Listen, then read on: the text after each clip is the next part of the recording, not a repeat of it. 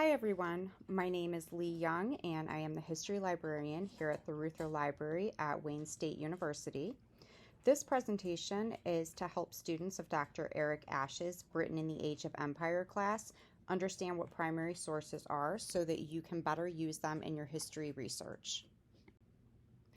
So, in your work and research as history students, you'll be working with two kinds of sources, primary and secondary. The differences are really quite simple. A primary source is simply an account that has been created during the period you are studying. You may sometimes hear these accounts called contemporary sources, but they're the same thing. A secondary source is an account created after the fact by somebody who did not live during the time period you are studying. Okay, so I always find that examples help me to better understand things. So let's take a look at that now. What are some good examples of primary sources? Well, that could be a number of things.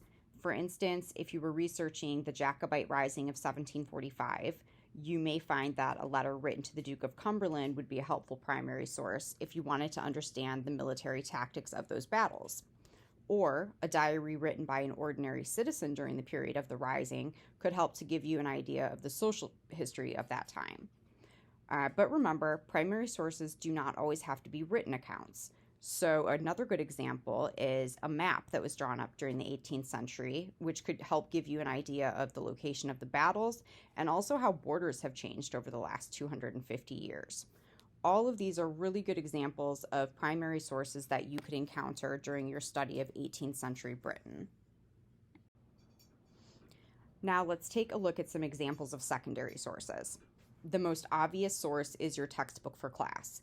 This is a text written about 18th century Britain and about the events that took place, but the author obviously did not live during that time period. Or if you love to spend Friday night watching BBC like I do, a documentary about King George III is another good example of a secondary source of information. And a less obvious but potentially useful source could be a song composed about the Jacobite Rising at a later period. Has anyone ever seen Outlander? The theme song for that show, the Skyboat Song, is a real song, and it was written about Bonnie Prince Charlie, the 1745 Jacobite leader. But it wasn't written until near the end of the 19th century, making it a secondary source. So that's it. But let's quickly review the most important points before we end. A primary source is an account, written or otherwise, which was created during the period of study.